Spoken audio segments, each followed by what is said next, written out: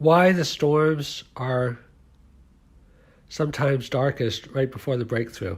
I mean, nothing is guaranteed because there's no exact patterns, because there's always exceptions. But one principle that is true sometimes is that the storms are the very, very, very darkest and harshest right before the major breakthrough. And I have some thoughts on that.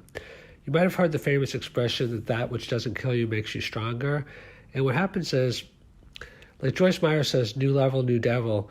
In one of my books, I talk about how, as our challenges become greater, our resources also become greater, our personal resources, because we've had more successes to get to that level. So even though the challenge is more difficult, we bring more to bear to the problem. So you're not really ready to have a breakthrough sometimes until you kind of have struggled so intensely with the level that you're at.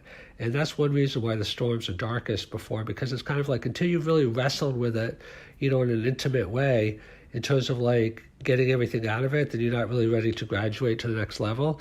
And the other thing is just like appreciation. Like I think that I'm successful at the level I'm at, and that's probably true for everybody, is because of all the great struggles I went through to get to this level. And if I hadn't, they say that like getting to the top is hard, but staying to the top is harder. I have an article on podcast on character is destiny, character and certainty. So what happens is that if you just rise too quickly and you don't go through all the struggles, then it's easy to fall, because then you think, oh, I'm so smart, I'm smarter than other people, look how quickly I rose and this and that, there's no stopping me. And you get arrogant, and pride cometh before a fall. I think that's in the Bible.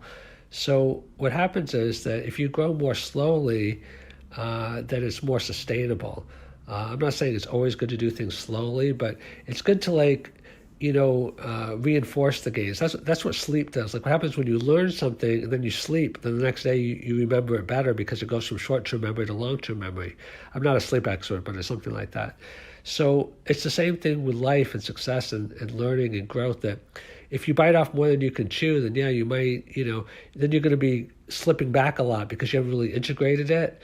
Like if you really appreciate everything that you've learned, and if you learn how to integrate it, then it's more sustainable. Another reason why the storms, I think, are darkest right before the breakthrough, in my mind, oftentimes, is because of faith. They say faith can move mountains, but what builds faith? Faith is built by persevering through the hard times, and seeing that, God or life or whatever you believe in is there for you. And I think that, if we just believed a little bit and we weren't tested that much, then we couldn't have that much faith, because faith grows stronger.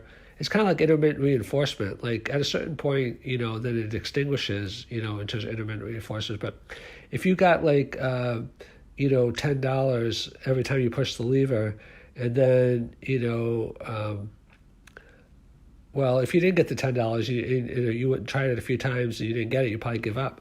But if you got the $10 a couple times and then, 5 times in a row you didn't get it, you might still keep pressing it because like you remember when you got the $10. This is kind of the same thing in faith. It's like, I remember when I was successful before, and especially if you remember when you were successful after a long time of not being successful, that's what makes the motivation, the drive the strongest, because you're like, oh yeah, I had to struggle for months before I got it.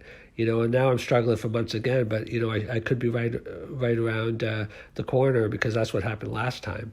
So I think for all those different reasons, I think that no predictability for sure, but I think those are some of the reasons in my mind in terms of why the storms are sometimes darkest right before the breakthrough.